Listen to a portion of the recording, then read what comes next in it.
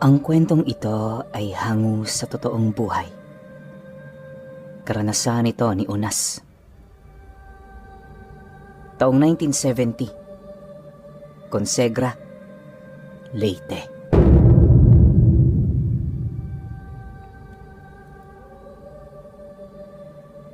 Maraming mapapait na pangyayari sa buhay na sa murang edad, naranasan na ni Unas.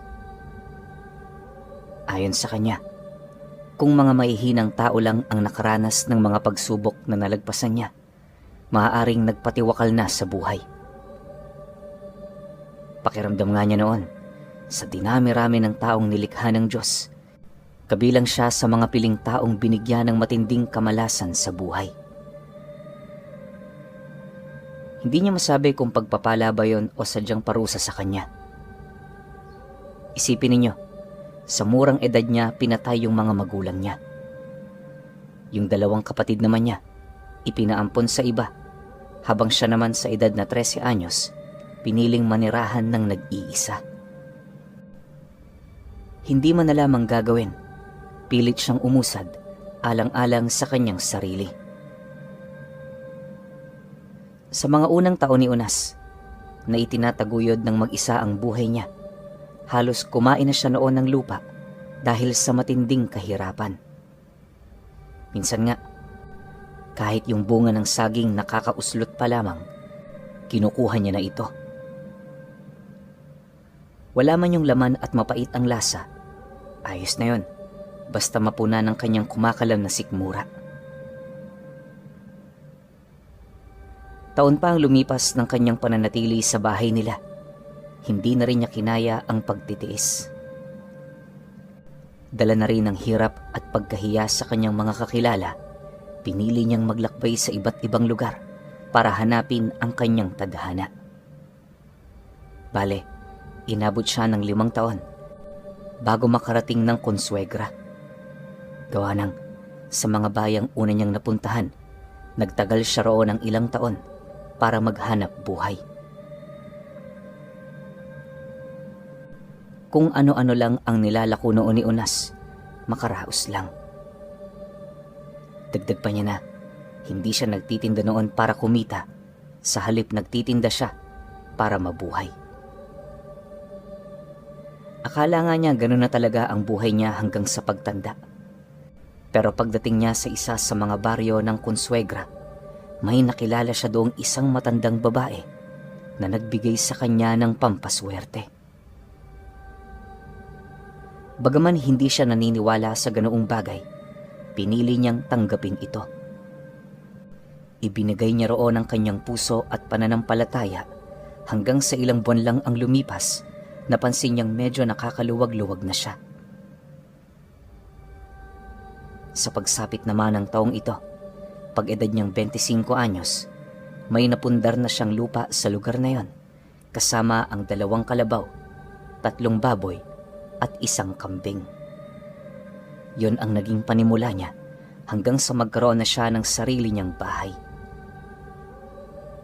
Magmula noon pinuno, naniniwala si Unas na ang ibinigay na bato sa kanya ng matandang yon ang nagdala ng swerte sa buhay niya.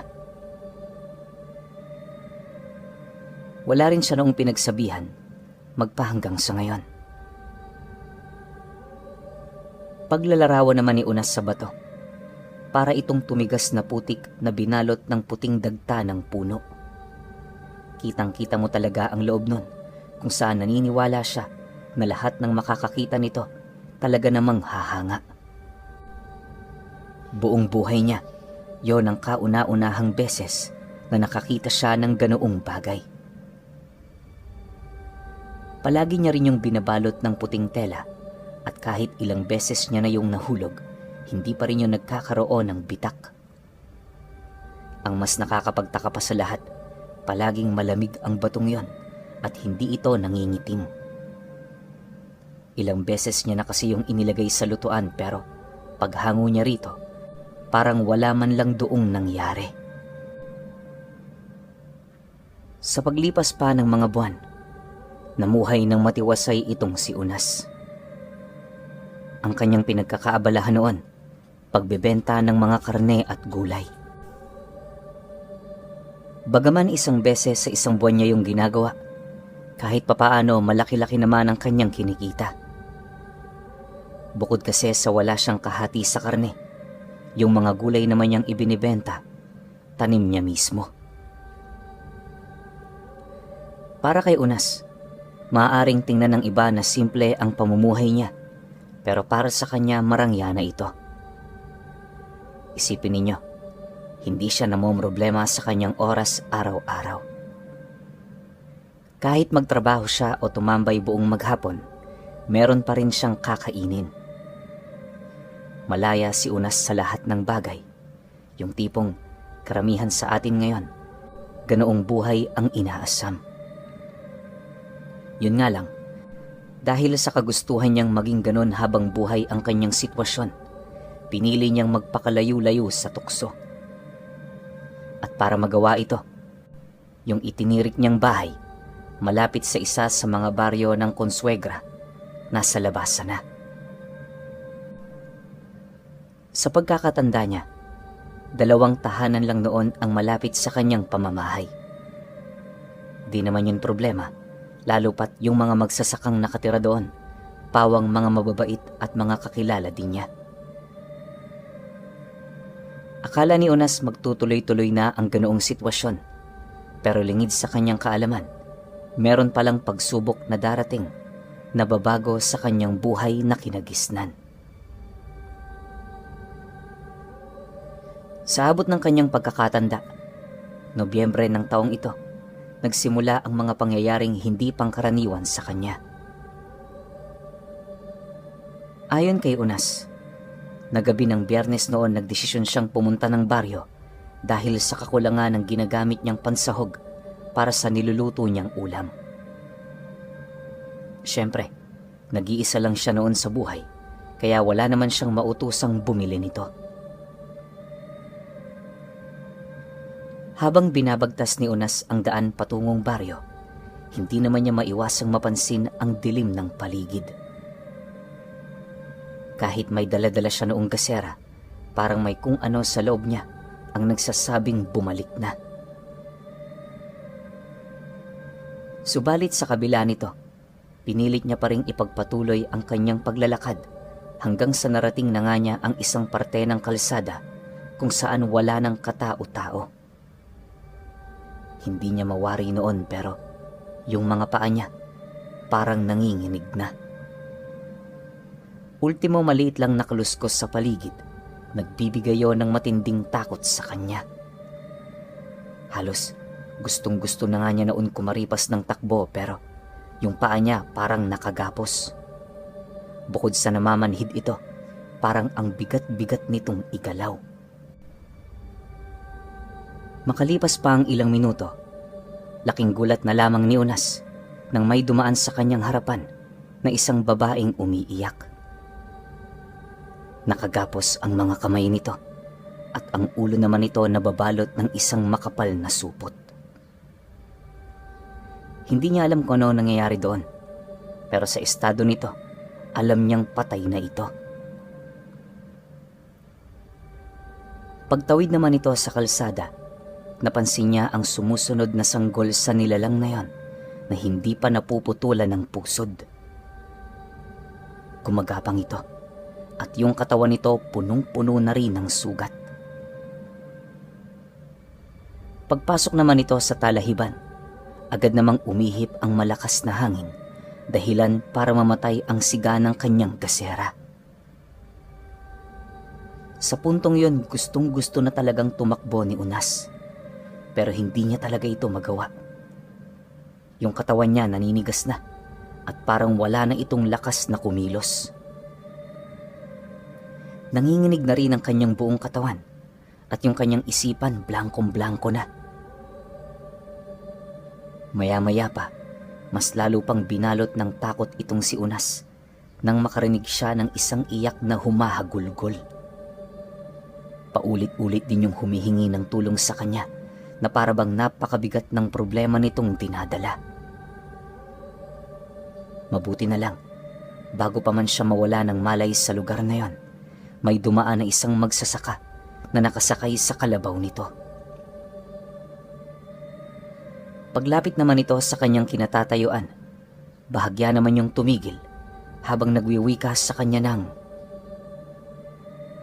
"Oh, Manoy Unas, anong ginagawa niyo dyan? May hinahanap ka ba?" Nang marinig naman ni Unas ang sinabi ng taong yon, agad namang nanumbalik ang kanyang ulirat. Yung mga pagnanangis na kanyang naririnig, bigla na lang ding nawala.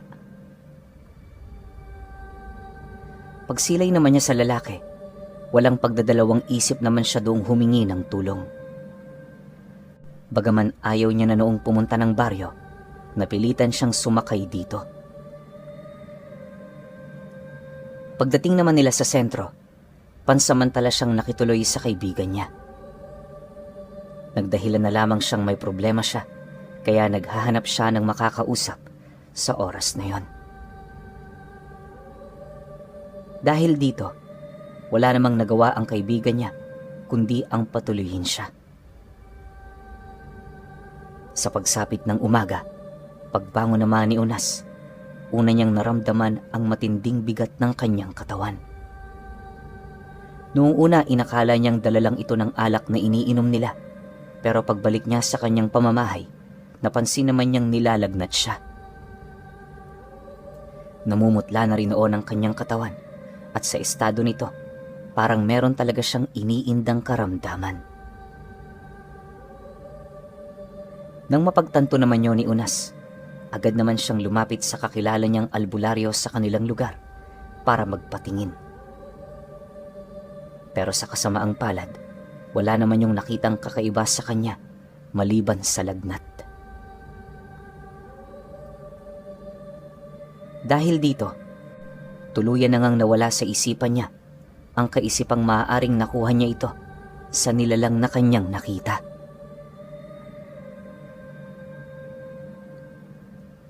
Lumipas pa ang mga araw. Marami na siyang ininom na gamot pero hindi pa rin siya nilulubayan ng kanyang sakit. Bumigat na rin noon ang husto ang kanyang katawan at medyo nahihirapan na rin siyang huminga buhat sa plemang nagbabara sa kanyang lalamunan. Hindi lang yon, palagi na ring namamanhid ang kanyang katawan kaya na may medyo napapabayaan na niya ang mga gawaing bahay. Linggo pa ang dumaan. Nang mapagtanto naman niyang hindi na talaga niya kakayanin ang ganoong sitwasyon, nagdesisyon siyang hanapin ang matandang babae na nagbigay sa kanya nung batong pampaswerte. Kahit hindi siya sigurado kung nandun pa ba yun sa karatig baryong dinaanan niya, naglakas loob siyang doong pumunta. Isipin ninyo 2 oras lang ang binaybay niya patungo sa lugar na yon. Pero yung katawan niya parang isang araw ng pinaparusahan. Sa bawat hakbang kasi ng kalabaw na kanyang sinasakyan, nagdudulot ito ng matinding sakit sa kanyang bewang. Tiniis talaga yun ni Unas. Gawa nang nung lumakad siya, wala siyang sinamang kaibigan. Ang inaalala niya kasi noon, baka may mga pinagkakaabalahan din yun sa buhay. Sa pagdating naman niya sa baryo nito, dali-dali naman niyang pinuntahan ang bahay nito kung saan sila unang nagkakilala. Pagdating niya roon, hindi naman niya maiwasang malungkot nang mapag-alaman niyang matagal na pala doong umalis ang babae.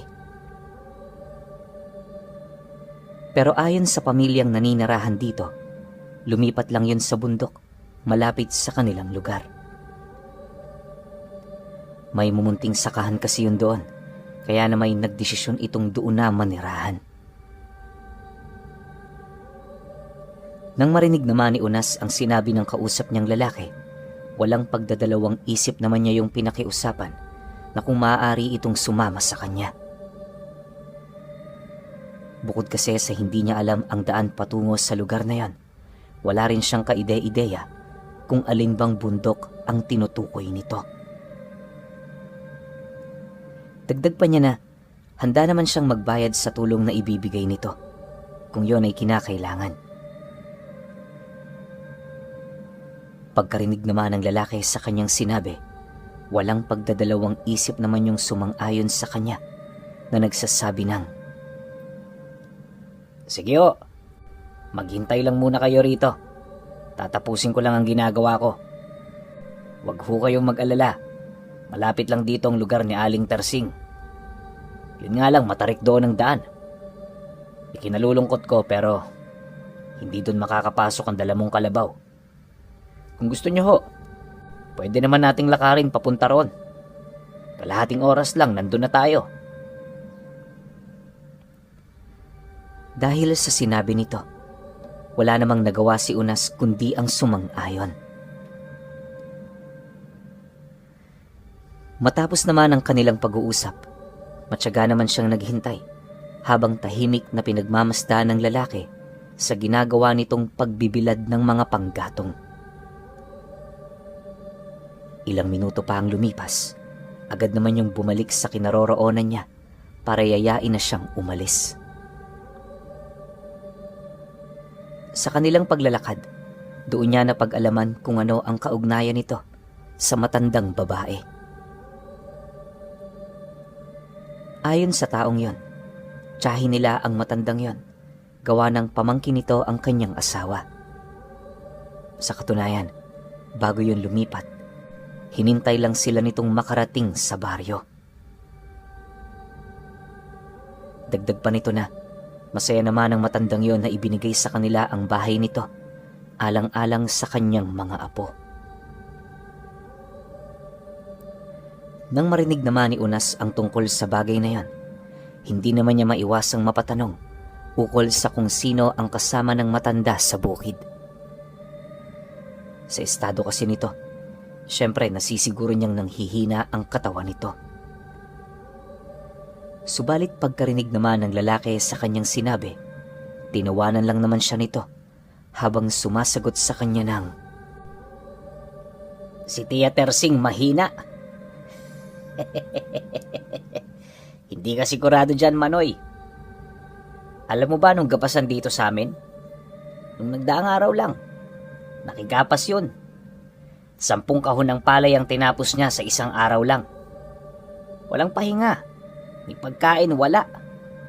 Kaya hindi talaga ako naniniwalang mahina yun si Tia. Karga pa lang, abay, wala nang binatbat ang mga kalalakihan dito sa aming lugar.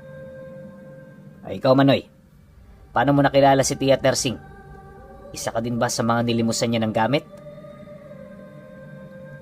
"Oh, binigyan ako ng pampaswerte nung walang-wala ako. Alam kong yun ang nag-ahon sa akin mula sa kahirapan. Kaya ako naman siya ngayon hinahanap dahil sa iniinda kong sakit. Basta, mahabang istorya." Sagot naman niya rito. Nang marinig naman yon ng lalaki, wala naman yung nagawa kundi ang magpatuloy sa paglalakad. Makalipas pa ang ilang minuto, agad namang nag-abiso doon si Unas na kung maaari magpahinga na muna sila. Yung hika kasi niya umaatake na naman. Hindi yun magiging maganda kung pipilitin niyang magpatuloy. Pagkalahad naman niya ng bagay na yon, tumangulang naman ang lalaki, hudyat ng pagsang-ayon nito. Habang nagpapahinga naman sila sa ilalim ng puno, nailahad nito sa kanya na medyo malapit-lapit na sila sa bahay ni Aling Tersing. Ang palatandaan doon ng lalaki ay yung mga puno ng tubo na nabubuhay sa gilid ng daan na tinatahak nila. Dagdag pa nito na madalas niyang pinupuntahan ang lugar na yon para bumisita sa matanda, kaya hindi siya maaaring magkamali.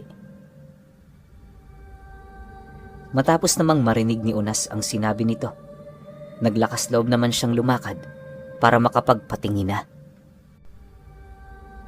10 minuto pa ang lumipas, may nasipat na nga silang maliit na bahay sa gilid ng bundok.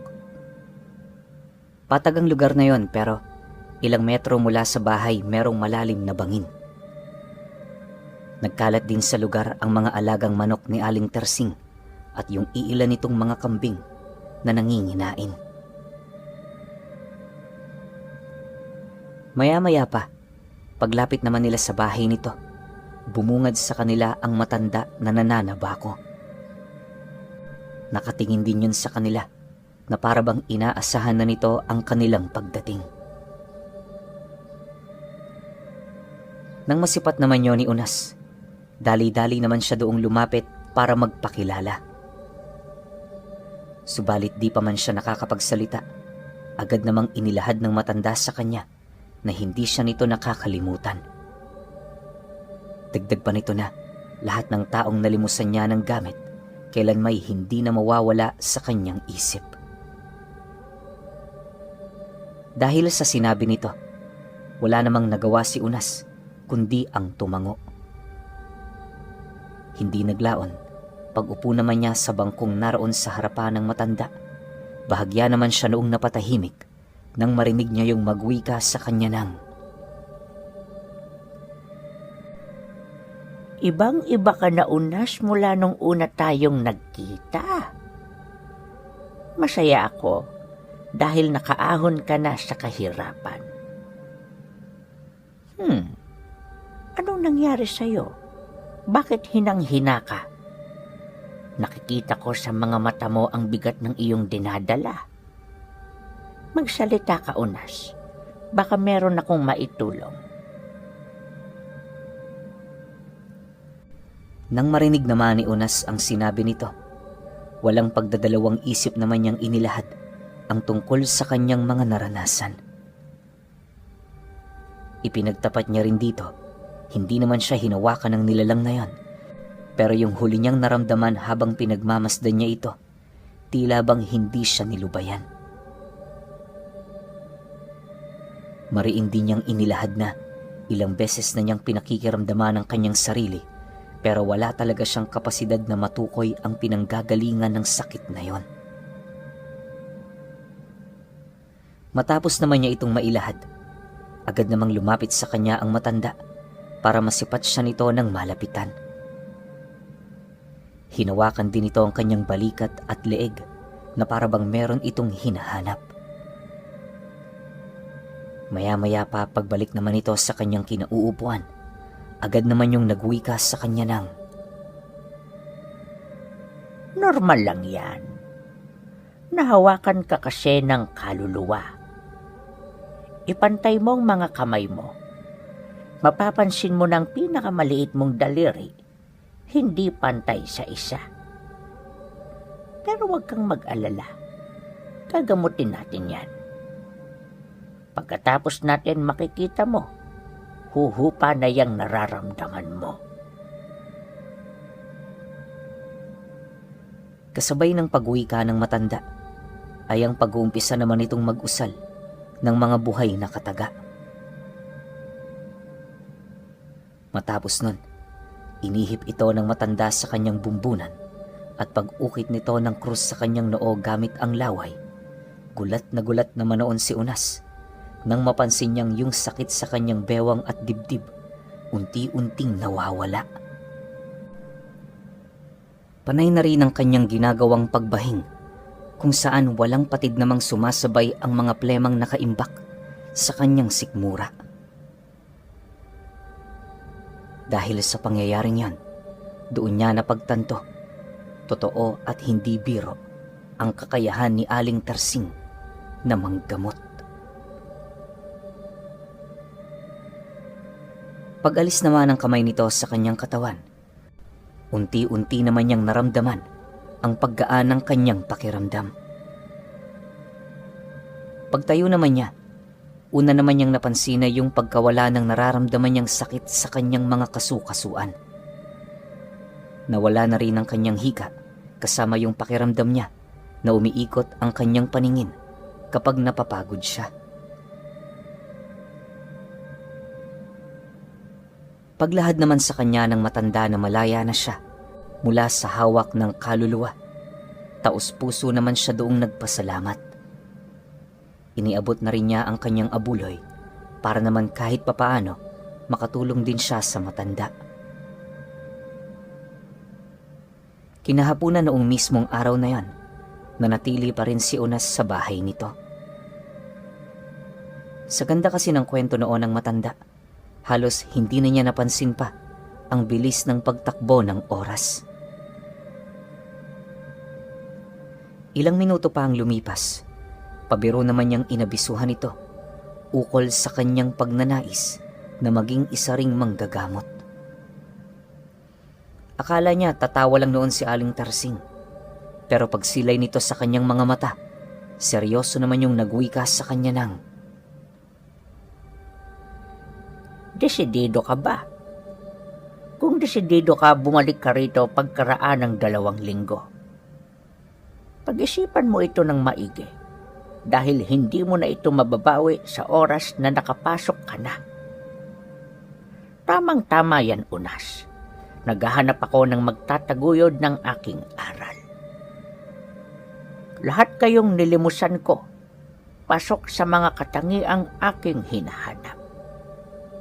Pero dahil sa ikaw ang unang bumalik, sa iyo ko ipapasa ang lahat kung mapapatunayan mo sa akin ang iyong sarili."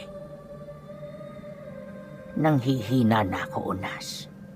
Ramdam kong hindi na ako magtatagal sa mundo. Nang marinig naman niya ang sinabi nito, halos hindi naman siya makapagsalita, gawa ng kabaliktaran ang mga nangyayari sa inaasahan niya.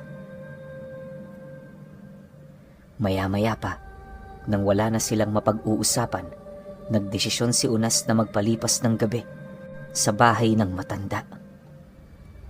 Hindi naman siya nito pinigilan, gawa ng may silid din siya doong mapagpapahingahan.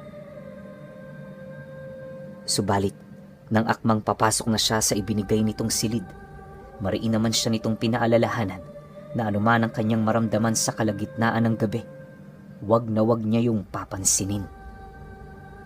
Dagdag pa ng matanda na kahit hindi siya makatulog, pilitin niyang makatulog. Matapos naman itong mailahad ang bagay na yon, agad naman yung pumasok sa loob ng silid nito. Sa paglalim pa ng gabi, matyaga namang naghintay itong si Unas na tawagin siya ni Aling Tarsing. Di pa man kasi sila noon nakakapaghapunan, kaya na may medyo nakakaramdam na siya ng gutom sa katawan. Kalahating oras pa ang dumaan. Mahinahon naman yung kumatok sa pinto ng kanyang silid habang tinatawag ang kanyang pangalan. Nang marinig naman niya ang boses nito, dali-dali naman niyang binuksan ang pinto at kasabay nito ang pagsilay niya sa matanda na meron ng daladalang pagkain. Pag-abot naman niya sa mga dala nito, agad naman siya nitong inabisuhan na kapag tapos na siyang kumain, iwan niya lang ang pinggan sa mesang malapit sa higaan. Dahil sa sinabi nito, wala namang nagawa si Unas kundi ang sumang-ayon. Pagsarado naman niya ng pinto, agad naman niyang kinain yung inihain ng matanda sa kanya. Sinigang yun na manok, kaya na may ganadong-ganado talaga siya.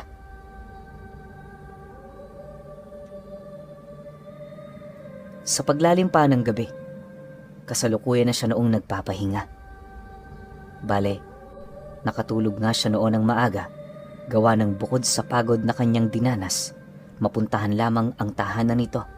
Medyo bumabawi na rin ang kanyang katawan sa ilang araw nitong kalbaryong kinakaharap. Akala niya magiging matiwasay ang gabi na yon para sa kanya. Pero sa pagtungtong ng hating gabi, doon na dahan-dahang nag-iba ang pangyayari.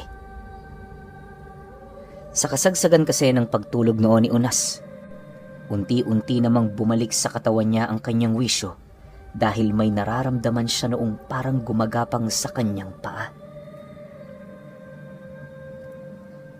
Maya-maya pa, pagmulat naman ng kanyang mga mata, laking gulat na lamang niya nang tumambad sa kanya ang mga maliliit na tao na halos gahintuturo lang ang laki. Nakasuot din yun ng matulis na salakot at yung kasuotan nito purong gawa sa dahon. Pagsilay naman sa kanya ng mga nilalang na yan, dali-dali naman itong nagsitalunan sa kanyang binti hanggang sa hindi na niya yun makita. Noong una, akala ni Unas na mamalikmata lang siya. Kaya ang ginawa niya, umupo siya sa kanyang hinihigaan para pag-isipan ang mga nilalang na kanyang nasilayan. Hindi naglaon. Nang mapagtanto naman niyang wala na ang mga ito, agad naman siyang bumalik mula sa kanyang pagkakahiga. Pagpikit naman ng kanyang mga mata, muli na naman siyang napamulat dahil sa biglaang paggalaw ng kanyang hinihigaan. Sa puntong yon, medyo nakakaramdam na siya ng matinding pagkabahala, gawa ng wala na siyang kaide-ideya ukol sa mga nangyayari. Pagsilay naman niya sa paligid, bigla namang napaisip itong si Unas nang masipat niya ang mga bituin sa langit. Teka, bakit ganito ang mga nakikita ko? Nasa labas ba ako? Tanong niya sa kanyang sarili. Matapos naman niya yung mailahad, agad naman niyang sinipat ang mga gamit malapit sa kanya, subalit sa kasamaang palad, hindi na rin niya yon nakita pa. Ultimo yung pinagkainan niya at ang mesang pinatungan niya nito, bigla na lamang nawala.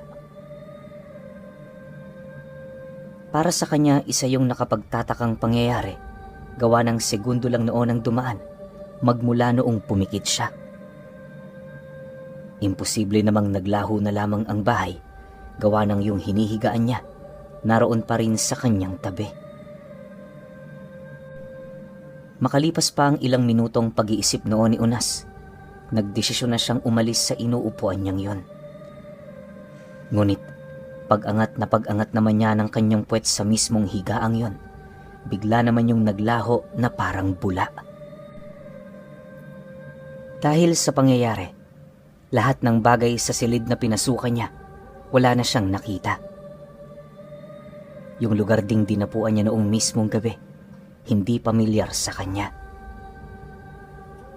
Alam din niyang wala ito sa bundok, gawa ng sa unahang bahagi nito, purong mga kapatagan na.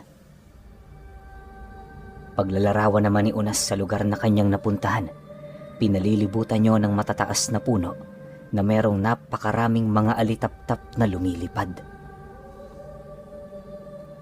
Mabababa rin ang mga damo nito sa lugar, kaya na may madali niyang nasisilayan yung mga hayop doong gumagapang. Ayon kay Unas, napakatahimik ng lugar na yon pero hindi niya maipagkakaila ang mga hindi pangkaraniwang nilalang na kasalukuyang nagmamasid sa kanya. Malakas din ang kanyang kutob, nagtatago ang mga nilalang na yon sa mga punong nakapalibot sa kinaroroonan niya.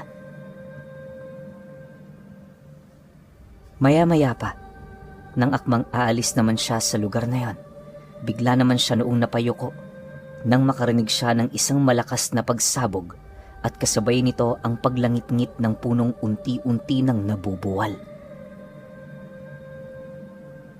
Dahil sa pangyayaring yon, agad naman siyang napasilay sa kanyang likod kung saan doon niya nakita ang isang napakalaking nilalang na nasa kaanyuan ng isang dambuhalang puno. Kasalukuyan itong hinahawi ang mga sanga nito dahil sa dami ng malalaking paniki na animoy nagtutulong-tulong upang yon ay pabagsakin. Matapos naman yung masilayan ni Unas, nagpumilit naman siyang lumayo sa lugar, subalit bago pa man niya yun magawa, narinig na niya ang pag-atungal ng mga dambuhalang paniki. Pagbaling naman niya ng kanyang paningin sa kinaroroonan ng mga ito, kitang-kita naman niya ang pagsugod nito sa kinaroroonan niya. Habang papalapit ang mga nilalang, mas lalo namang nagiging klaro sa kanya na hindi yon mga paniki, bagkus grupo yon ng mga aswang na nagpalit anyo.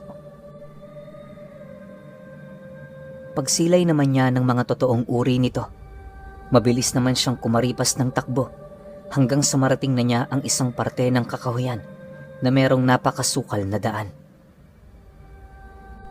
Kahit hindi siya roon magkasya, pinilit niya pa rin pumasok dito dahil para sa kanya, yun na lamang ang pinakaligtas na lugar na maaari niyang puntahan. Sa pagpapatuloy naman ng kanyang pag-usad, Maraming matatalas na bagay ang bumabaon sa kanyang talampakan pero hindi niya ito nararamdaman.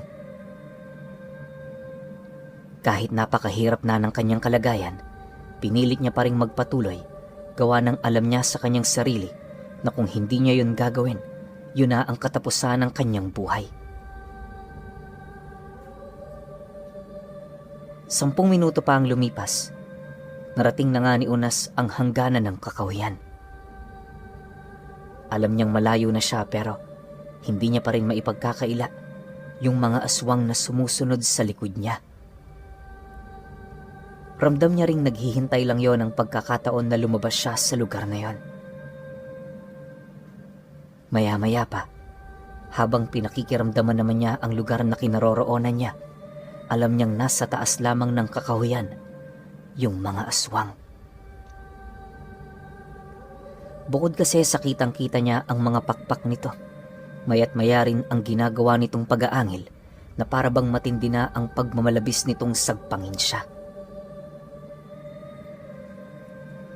Dahil sa sitwasyong yon, kahit matindi ang kanyang hangaring makatakas doon ng buhay, halos wala na rin siyang nakikitang paraan para maisahan pa ang mga ito. Bukod kasi sa merong iilang aswang ang gumagawa ng paraan para makapasok sa loob ng kakahuyan, iisang daan na lang din ang maaari niyang tahakin. Sa puntong yon, paulit-ulit namang pinagsasasapak ni Unas ang kanyang muka sa paniniwalang panaginip lang ang lahat.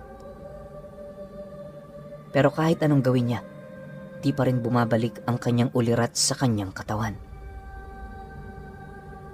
Dahil dito, wala na siyang nagawa kundi ang maghanap ng mapagtataguan. Pinag-iisipan niya pa rin ang pagtakbo sa kapatagan. Baka sakaling yon ang kanyang magiging susi sa tuluyan niyang pagtakas sa nilalang. Subalit sa kabila nito, hindi niya pa rin kayang maipagsawalang bahala na maaaring ikamatay niya ang ganoong pasya. Makalipas pa ang ilang minutong pag-iisip ni Unas, bigla naman siya noong nagkaroon ng pag-asa nang makasilay siya ng isang sulo na naglalakad papalapit sa kinaroroonan niya. Paulit-ulit din itong tinatawag ang kanyang pangalan, kaya na may naglakas loob na siyang lapitan nito. Walang sabi-sabi, agad namang kumaripas ng takbo itong si Unas, bago pa man mapasok ng mga aswang ang looban ng kakahuyan. Habang binabagtas naman niya noon ang daan, paulit-ulit naman niyang isinisigaw ang pangalan ng matandang babae na para bang siguradong-sigurado na siya na ang taong nakita niyang may daladalang sulo ay si Aling Tersing. Maya-maya pa, nang medyo makalayo na siya sa kakahuyan, 5 sa 13 aswang ang humabol sa kanya. Mabilis yung nag-anyong aso, kaya na may ilang segundo lang noon ang lumipas, nasa likod na niya ito. Gayunpaman, nagpatuloy pa rin siya sa kanyang pagtakbo na para bang kahit alam na niyang maaabutan na siya nito, pilit niya pa ring inilaban ang kanyang buhay. Paglundag naman ng mga asong yon, tanging pagdapa na lamang sa lupa ang nagawa noon ni Unas sa paniniwalang maiilagan niya ito. Pero pagramdam niyang papalapit na yon sa kanya, bigla na lamang yung umatungal ng napakalakas at kasabay nito ang pagsilay niya sa 3 puting pusa. Kasing laki din yon ng mga aswang at sa estado ng mga ito, hindi yun pangkaraniwang hayop. Bukod kasi sa matatalas nitong mga kuko, namumula rin ang mga mata ng nilalang na yon at meron itong 8 pangil sa mismong mga bunganga nito. Matutulis din ang kanilang mga balahibo na sa oras na dumidikit noon ang mga aso, bumabaon yun sa kanilang mga balat. Dahil sa pangyayaring yon, agad naman niyang ipinagpatuloy ang kanyang pananakbo hanggang sa dumating ang puntong nasipat na niya si Aling Tersing. Paglapit naman niya sa kinaroroonan nito, Agad naman niya yung niyakap, dala ng matinding takot na kanyang naranasan. Paghawak naman ng matanda sa kanyang likod, may hinahon naman yung nagwika sa kanya ng,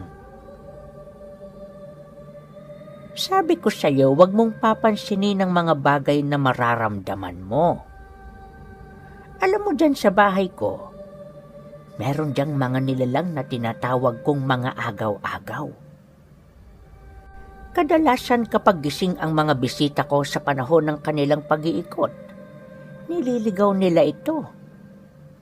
Dinadala nila yun sa mga lokasyon ng bundok kung saan lubos na mapanganib. Unas, hindi lang ako ang naninirahan sa lugar na ito.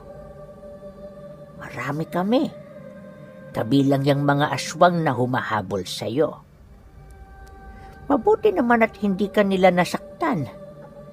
Ay nako, pasensya ka na ha. Kasalanan ko ang lahat. Kung sana ipinagtapat ko sa iyo ng maaga, edi sana hindi ka na umabot sa sitwasyong ito. Dagdag pa ni Aling Tersing na ang mga agaw-agaw, parehang mga engkantong maihahalin tulad mo ang wangis sa isang uod. Yun nga lang, malalaki ang mga ito at meron yung kakayahang tumagos kung saan-saan. Ilang beses na rin yung sinubukang palayasin ni Aling Tersing, pero paulit-ulit yung bumabalik buhat sa taba ng lupa na nakaimbak sa ilalim ng bahay niya. Ayon pa sa matanda na, magmula noong hindi niya mapaalis ang mga nilalang na yon, nagdesisyon na lamang siyang alagaan ito. Gawa ng bukod sa swerte yun sa buhay, palagi din siya nitong dinadalhan ng mga kamote at iba pang bungang kahoy na kadalasang nakukuha sa ilalim ng lupa. Mariinding inilahad nito sa kanya na ang tanging inaalala lang niya ay kapag meron siyang bisita sa pamamahay niya. Halos walang mintis kasi ang panlalaro ng mga agaw-agaw na siya namang nagdulot ng takot at pangamba para sa kanyang pamilya at kakilala. Matapos naman yung marinig ni Unas, kahit papaano naunawaan na niya ang lahat ng mga bagay na nangyari. Makalipas pa ang ilang minuto, nasipat naman nilang nagsiatrasa na ang mga aswang, kaya na may ang ginawa nila bumalik na rin sa bahay nito. Sa paglipas pa ng mga araw, maigi naman niyang pinag-isipan ang alok sa kanya ng matanda. Lumipas ang linggo, kagaya ng napag-usapan nila, bumalik siya sa bahay nito. Bitbit na rin niya noon ang kanyang mga gamit, gawa ng nagdesisyon na siyang doon na manirahan. Ayon kay Unas na, wala namang eksaktong pagsubok na ibinigay ang matanda, maliban sa patunayan ang kanyang sarili. Noong una medyo naguguluhan pa siya, pero 2 araw pa ang lumipas, napagtanto niyang sa pamamagitan ng mga agaw-agaw, maipapakita niya sa matanda ang kanyang kakayahan. Isipin ninyo wala pa siya noong tangang mutya o medalyon, pero nagpasya na siyang kalabanin ang grupo ng mga aswang na muntik nang pumatay sa kanya. Ang tanging dala lang noon ni Unas ay yung mahabang talibong na nabili niya sa baryong dinaanan niya. Halos magdadalawang buwan din siyang nakipaglaban sa mga ito hanggang sa dumating ang puntong nagawa na niyang mapaslang ang iilan sa mga ito. Gamit-gamit lamang ang kanyang karunungan sa lason, 5 sa mga aswang ang kanyang napatay. Nang malaman naman yun ni Aling Tersing, agad naman siya nitong inabisuhan ukol sa kanyang ginawa. Ayon sa matanda, hindi maganda ang naisip niyang yon, lalo pat alam nitong likas na sa mga aswang ang pagiging mapaghigante. Dahil sa mga nangyari, pansamantala naman itong itinigil ang mga bagay na pinagkakaabalahan nito para makapaghanda sila. Hindi rin nag-aksaya ng panahon ng matanda na pagalitan siya, lalo pat kahit anong gawin nito, wala na yung kakayahan para maibalik ang mga nangyari sa nakaraan. Isang hapon, habang nag-uusap sila ukol sa mga nilalang na yon, may nasipat naman si Aling Tarsing na dalawang matandang naglalakad papalapit sa kanyang tahanan. Pagtigil naman ito sa bakod ng kanyang bahay, dali-dali naman nila yung nilapitan para tanungin. Noong una, inakala ni Unas na mga bisita lamang yon ng matanda. Pero paglapit naman nila sa mga ito, agad naman sumalubong sa kanila ang napakabaho nitong amoy. Walang sabi-sabi, bigla namang umangil ang mga nilalang na yon. Sabay wika ang pinakamatanda sa mga ito ng, Akala ko ba mayroon tayong kasunduan? Bakit hinayaan mong disipulo mo na manalasa sa lugar ko? Malaking pagkakamali yun, Tersing. Nakalimutan mo na ba? Marami kaming naninirahan dito. 2 lang kayo. Kung gusto naming makipagdigmaan sa inyo, kaya nyo ba kaming pigilan? Iisa lang ang rason namin kaya kami nandito. Isuko mo yung disipulo mo at tapos na ang problema. nang marinig naman nila ang sinabi nito, hindi naman nila maiwasang mapaisip ng malalim. Sa puntong yon, medyo nababahala na rin si Unas. Lalo pat alam niya sa kanyang sarili kung gaano nga kadami ang mga nilalang na yon. Hindi naglaon nang magkaroon na si Aling Tarsing ng pagkakataong magsalita. Agad naman yung sumagot sa nilalang na yon ang, Iba na lang ang hilingin mo. Hindi kakayanin ng konsensya ko na hayaan kayong pumatay ng tao. Tsaka isa pa, itong si Unas para ko na itong anak. Kung hindi nyo talaga mapapalagpas ang ginawa niya, abay mas maganda sigurong kilalanin nyo rin akong kalaban mula sa araw na ito. Babala ko rin sa inyo mga aswang. Kapag bumalik pa kayo rito para manindak, hindi ako magdadalawang isip na tapusin ang buhay ninyong lahat. kasabay ng pagwika ng matanda, ay ang pagbitaw naman ito ng 3 buhay na salita sa hangin. Sapat na ang mga katagang yon para mapilitang lumayas ang mga nilalang sa lugar nila. Matapos ang mga pangyayari, agad naman silang bumalik para pag-usapan ang tungkol sa kanilang plano. Bale, ilang araw na din kasi nilang inaasahan ang pangyayaring yon, lalo pat hindi rin biro ang ginawa ni Unas. Gayunpaman, naunawaan naman yon ni Aling Tarsing, lalo pat ito ang nakita niyang paraan para mapatunayan ang kanyang sarili. Kung hindi nyo kasi naitatanong, kakaiba ang mga mutsyang tinatangan ng matandang yon. Lahat ng mutsyang pag-aari nito nangangailangan ng pisikal na lakas para magamit ng husto ang kabuuan nitong abilidad. Sa oras kasi na maramdaman ng mutya na mahina ang katawan na nagtatangan sa kanya, merong posibilidad na iwan niya ito sa oras ng panganib. Yun din ang nag-iisang rason ng matanda kung bakit sa edad nitong 80 anyos, parang 20 anyos pa rin yun kung kumilos. Hindi ko napapangalanan ang lahat ng mutya ni Aling Tarsing. Pagpapakita na rin ito ng respeto sa kanya. Pero ayon kay Unas, isa sa mga mutsyang naipasa nito sa kanya ay yung tapyas na sungay ng torong baka. Napakalakas ng gamit na yon, na kapag tinangan ito ng taong may malakas na pangangatawan, kailan may hindi na yon makakaramdam pa ng pagod. Di na rin mananakit ang katawan nito, at kapag magtrabaho yon ng isang buong araw, uhaw lang ang iindahin nito. Sa pagpapatuloy naman ng kanilang pag-uusap, agad naman siya nitong inabisuhan ukol sa mga bagay na kinakailangan niyang unahin. Pagkarinig naman niya ng sinabi nito, dali-dali naman siyang kumuha ng tabak, sabay tungo sa mga kakahuyang malapit lang sa kanilang tinutuluyan. Pagpasok naman niya sa looban, agad naman niyang pinagpupuputol ang mga baging ng makabuhay na nagkalat sa buong lugar. Itatanim niya kasi yun sa bakod ng kanilang bahay, nang sa gayoy hindi basta-bastang makakapasok doon ang mga aswang. Matapos naman niya yung gawin, agad naman siyang nag-imbak ng mga balat ng nyog para sunugin. Hindi naglaon.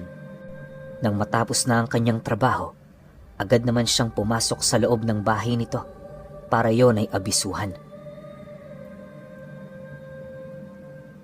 Nang malaman naman yon ng matanda, agad naman siya nitong niyaya na maghapunan. Habang kumakain silang dalawa, nailahad nito sa kanya na malakas ang tsansang sasalakay ang mga nilalang na yon sa pagsapit ng gabi. Dagdag pa nito na maaari ring magdadala yon ng malaking pangkat sa kadahilan ng alam ng pinuno nito kung gaano ring kalakas ang mga tangan niya. Naniniwala rin ito na seseryosohin ng mga aswang ang gagawin nitong pakikipagdigma sa kanila sa kadahilan ng noong paman hinahangad na siya nitong lumayas sa lugar. Nang marinig naman ni Unas ang sinabi nito, hindi naman niya maiwasang mabahala para sa kanilang kaligtasan. Kahit sino naman siguro matatakot talaga kapag nasa ganoong sitwasyon na. Maya-maya pa, nang magkaroon na siya ng lakas ng loob para sumagot, agad naman niya yung tinitigan, sabay wika ng, "Aling Tarsing, humingi na kayo ng tulong sa baryo? Di naman sa duda ako sa kakayahan ninyo, pero hindi ba mas maganda na mas marami tayo? Madali natin silang malilipol sa ganoong paraan." Hindi na yan kailangan, Unas. Alam mo, tayong dalawa lang sapat na para sa mga nilalang na yon. Tsaka mabuti na rin ito, para bago man lang ako mamatay, may babaunin akong isang magandang kwento. O siya, maghanda ka na. At nga pala, dahil ganap na kitang disipulo, ibinibigay ko na sa iyo itong mutya ng sungay ng toro. Alagaan mo yan, iho, ha? Napakahirap niyang makuha. Sagot naman sa kanya ng matanda. Sa pagsapit ng gabi, kagaya ng kanyang inaasahan, nag-umpisa na nga ang labanan na iilang tao lang ang nakakaalam. Ayon kay Unas, na sa mga oras na yon, nasusukol na talaga sila ng kalaban. Nasa humigit 30 nilalang ang dumayo sa kanilang lugar, pero lahat ng yon, walang kahirap-hirap na nilampaso ni Aling Tarsing. Partida, kokonti lang noon ang naitulong niya. Dahil sa mga nangyari at sa kinahantungan ng labanan, pansamantala namang natigil ang pagsalakay sa kanila ng mga aswang. Dahil dito, labis naman yung ipinagpasalamat nila Aling Tarsing sa kadahilan ng kahit papaano naiiwasan na nilang pumatay ng mga nilalang na makapagbibigay lamang ng dungis sa kanilang mga kamay. Sa paglipas pa ng mga linggo, patuloy pa ring nagsasanay itong si Unas. Hapon-hapon, nakikipagbuno siya noon sa mga ligaw na kalabaw hanggang sa hindi naglaon na pansin na lamang niyang kayang-kaya niya na yung pagsabayin. Ikinatuwa naman niya yon, gawa ng ramdam niya ang pag-unlad sa kanyang abilidad. Akala niya, makakasama niya pa ng mahabang panahon ng matanda, pero ilang buwan lang noon ang lumipas, namayapa na rin ito. Ang naging dahilan ng pagkamatay ni Aling Tarsing ay ang pagpasa nito kay Unas ng mutyang nagpapanatili sa kabataan ng katawan nito. Sa punto kasing kumalasyon sa kanyang katawan, lahat ng sakit buhat sa kanyang katandaan, mabilis na bumalot sa kanyang katawan. Hindi naman yun pinagsisihan ng matanda, gawa ng paulit-ulit nitong inilalahad kay Unas. May katapusan ng lahat.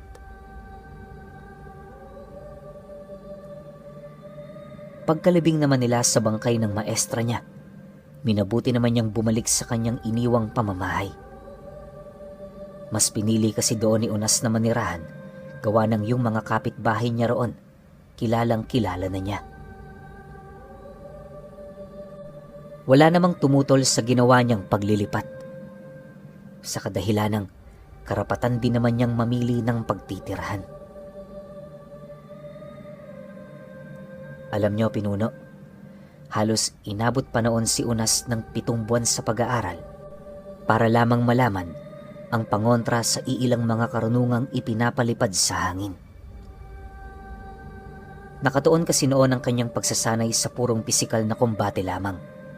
Kaya na may napag-isip-isip niya na magsaliksik ng ibang karunungan na pwede pa niyang tanganin. Sinubukan din niyang pumasok sa larangan ng panggagamot hanggang sa hindi naglaon, nakilala na siya sa lugar nila. Bagaman hindi pa gaano kalalim ang karanasan niya, hindi naman naging mahirap ang tumulong sa mga taong nabate o pinaglalaroan ng mga engkanto. Magmula nun, Pinuno, unti-unti nang nakilala ang kakayahan ni Unas, hanggang sa dumating ang puntong nagkaroon siya ng isang pasyente na binibiktima ng mga aswang. Ayon kay Unas, buntis ang pasyente niyang yon, kaya na may medyo nagdadalawang isip pa siyang tulungan ito. Pero dahil sa kalagayan nito, wala na rin siyang nagawa kundi yon ay pagbigyan. Alam niya kasi sa kanyang sarili na pagdating sa mga aswang, di hamak na mas malalim ang kanyang karunungan laban sa mga albularyong naninirahan sa kanilang lugar. Sa mga unang araw ng pagpapakonsulta nito sa kanya, minabuti naman niyang bigyan niyo ng iilang mga pangontra. Hindi niya rin ito pinatulog sa kanyang tahanan nang sa gayoy hindi magduda ang mga aswang na dahan-dahan doong lumalapit. Ang plano noon ni Unas, hayaan lamang ang mga nilalang na yan nang sa gayoy hindi nito maisip na meron palang albularyong tumutulong dito. Matyaga nilang hinintay ang pagsapit ng kabilugan ng buwan. Sa kadahilanang naniniwala siya, ito ang mga gabing nasa pinakamalakas na puwersa ang mga kalaban nila. Alam niyo, Pinuno, halos 3 araw pa noon ang hinintay ni Unas para lamang magawa ang kanyang plano. Napakamapanganib ng ginawa nilang yon, gawa ng konting pagkakamali lang, mamamatay yung babae. Hindi naman niya ito maaaring tulungan, lalo pat kapag pinagmamasdan niya ang mga nilalang, sinisiguro niyang malayo siya sa mga ito. Alam niya kasing madali siya nitong matutunugan, kaya sa abot ng kanyang makakaya, sinusubukan niyang isagad ang kanyang distansya.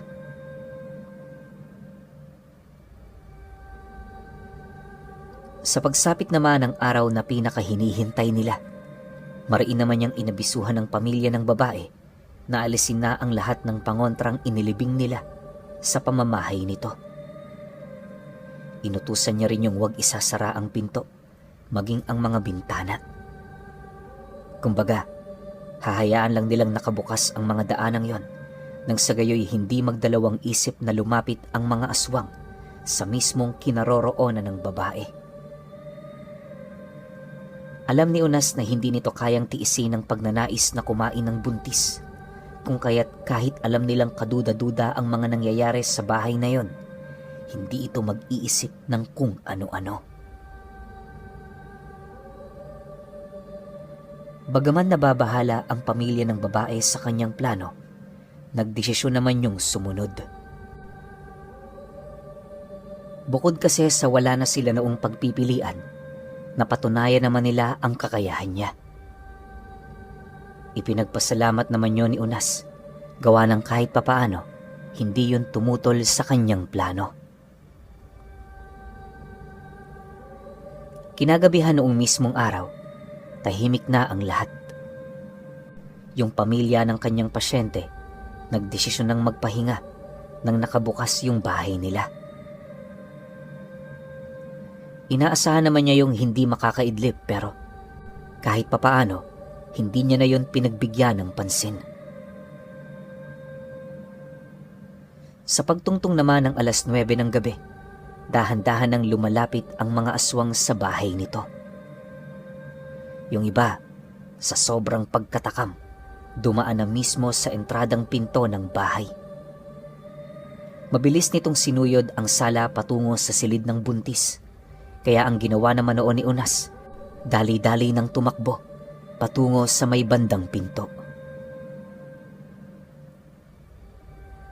Paghawak naman niya sa pundasyon ng bahay, agad naman niya yung inihipan ng 7 buhay na salita at kasabay nito ang pagsibagsakan ng mga aswang na kasalukuyan ng naglalakad patungo sa silid ng buntis.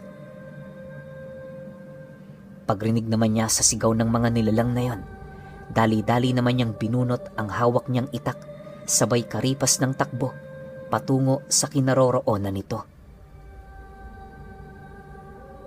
Segundo lang noon nang lumipas ng masipat ni Unas ang 3 aswang na kasalukuyan ng lagpak sa sahig.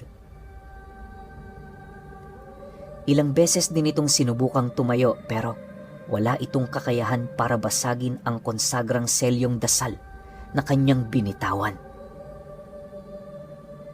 Maya-maya pa, bago pa man makapagsalita ang nilalang, agad naman niya itong pinugutan ng ulo. Hindi na mahalaga para sa kanya kung nag-anyong tao man ang dalawa, gawa ng kahit kailan, hindi siya kayang paglaruan ng mga ganoong nilalang.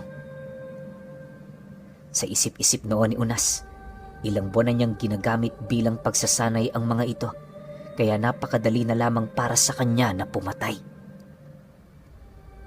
Ayon nga sa kanya, na kapag nakakapas lang siya ng mga aswang, para lang itong baboy sa paningin niya. Nang mapaslang na niya ang 3, kitang-kita naman niya ang pagsipulasan ng iilan pang mga aswang na nagtatangka pa sanang pumasok sa loob. Alam niyo, Pinuno, ilang araw pa yung hinintay ni Unas na bumalik, pero hindi na yon nagpakita. Hanggang sa nanganak na yung pasyente niya, hindi na talaga yun ginambala ng mga nilalang. Magpahanggang sa ngayon, Pinuno, kahit napakatanda na nitong si Unas, patuloy niya pa rin pinapangalagaan ang mga pamanang mutya ni Aling Tersing.